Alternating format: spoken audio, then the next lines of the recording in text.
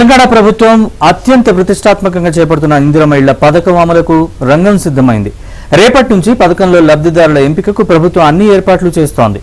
ఈ పథకంలో లబ్ధిదారుల ఎంపిక పారదర్శకంగా ఉండేలా అవినీతికి, రాజకీయ ప్రమేయానికి ఆస్కారం లేకుండా అర్హులైన వారిని ఎంపిక చేసేందుకు వీలుగా మొబైల్ యాప్ని రూపొందించింది ప్రభుత్వం.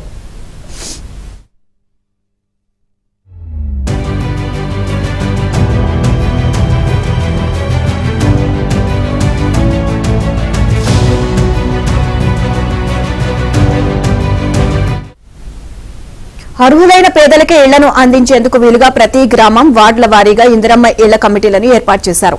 దేశంలో ఏ రాష్ట్రంలోనూ లేని విధంగా ఒక్కో ఇంటికి ప్రభుత్వం అందించే 5 లక్షల ఆర్థిక సహాయాన్ని 4 దశల్లో ఇవ్వనున్నారు. అలాగే మహిళ పేరు మీద ఇంటిని మంజూరు చేయనున్నారు.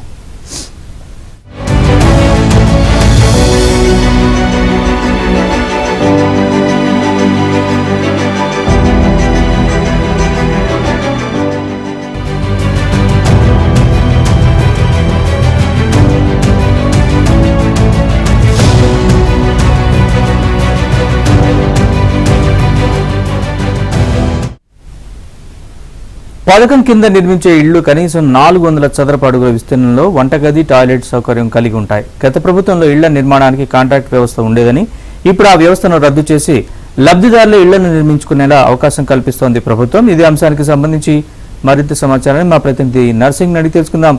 నర్సింగ్, చెప్పండి పూర్తి వివరాలు.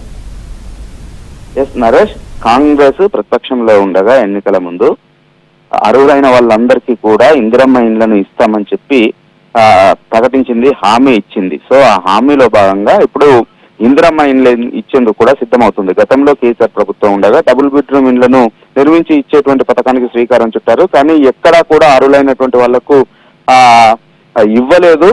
అర్హులైనటువంటి వారి సంఖ్య పెద్ద మొత్తంలో ఉంటే ఏదో కొద్ది సంఖ్యలో మాత్రమే చేశారు. కానీ వచ్చిన తర్వాత వారికే నిర్మించుకునేటువంటి అవకాశం ఇస్తాము, ఆర్థిక సహాయాన్ని చేస్తాము, సొంత జాగాల్లో నిర్మించుకునేందుకు స్థలాలు లేనటువంటి వారికి కూడా జాగాలు ఇచ్చి నిర్మించుకునేందుకు అవకాశం కల్పిస్తామని చెప్పి హామీ ఇచ్చారు. ఆ మేరకు ఆ దిశగా వేగంగా అడుగులు వేస్తుంది. అందులో భాగంగా ఈ నెల 6 నుంచి ఇందిరమ్మ ఇండ్ల పథకానికి ప్రభుత్వం శ్రీకారం చుడుతుంది. అందులో భాగంగా ఈ రోజు ఉదయం 10:30 గంటలకి సచివాలయంలో స్వయంగా ముఖ్యమంత్రి రేవంత్ రెడ్డి, గృహ నిర్మాణ శాఖ మంత్రి పొంగులేటి శ్రీనివాస్ రెడ్డి ఈ యాప్ను ప్రారంభించబోతా ఉన్నారు. ఈ యాప్ ద్వారా అర్హులైనటువంటి వారంతా కూడా అర్హులైనటువంటి లబ్ధిదారులను ఎంపిక చేయబోతా ఉన్నారు. అందులో దరఖాస్తు చేసుకుంటే ఇప్పుడు ప్రస్తుతము ఏ దశలో ఏ స్థితిలో వాళ్ళ ఇల్లు ఉంది, వాళ్ళ స్థలం ఎక్కడుంది అనేటువంటి వివరాలన్నింటినీ కూడా అందులో నమోదు చేస్తే ఆ యాప్ ద్వారానే లబ్ధిదారులను ఎంపిక చేయబోతా ఉన్నారు. అందులో భాగంగా మొదటగా ప్రతి నియోజకవర్గానికి 3,500 నుంచి 4,000 వరకు ఇళ్లను మంజూరు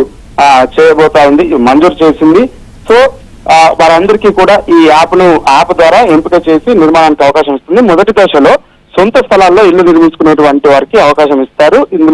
అందులో భాగంగా 5 లక్షల రూపాయలని ప్రభుత్వ పరంగా సహాయాన్ని అందిస్తారు. అది 4 దశల్లో అందిస్తారు. ఒకటి బేస్మెంట్ లేవరు, తర్వాత లెంటల్ లేవరు, ఒకటి బిల్డింగ్ లేవరు, ఆ తర్వాత బిల్డింగ్ పూర్తి అయిన తర్వాత ఈ 4 దశల్లో బిల్లుల్ని చెల్లించే విధంగా ఆ ప్రభుత్వము నిర్ణయం తీసుకుంది. సో మొదటి దశలో మాత్రము ఈ సొంత స్థలాలు ఉన్నటువంటి వారికి, ఆ తర్వాత ప్రభుత్వమే స్థలాలు ఇచ్చి నిర్మించుకోవడానికి 5 లక్షల సహాయం చేయాలని చెప్పి ప్రభుత్వము నిర్ణయం తీసుకుంది. ఇందులో కూడా మొదటగా లబ్ధిదారులను ఎంపిక చేసేటువంటి క్రమంలో వితంతువులు, వికలాంగులు, అనాథలు ఈ సెక్షన్లకు సంబంధించినటువంటి వారికి మొదటి ప్రియారిటీ ఇచ్చి ఇళ్లను మంజూరు చేయాలని చెప్పి ప్రభుత్వము నిర్ణయం తీసుకుంది. సో ఆ మేరకు అయితే ఈ రోజు యాప్ను ప్రారంభించి ఈ నెల 6 నుంచి దాన్ని ప్రారంభించబోతా ఉన్నారు. ఇందిరమ్మ ఇళ్లను కూడా వీలైనంత మేరకు త్వరలోనే ప్రజలందరూ కూడా ఇందిరమ్మ ఇళ్లను ఇచ్చి నిర్మాణానికి శ్రీకారం చుట్టామని చెప్పి ప్రభుత్వము ముందుకు సాగుతా ఉంది.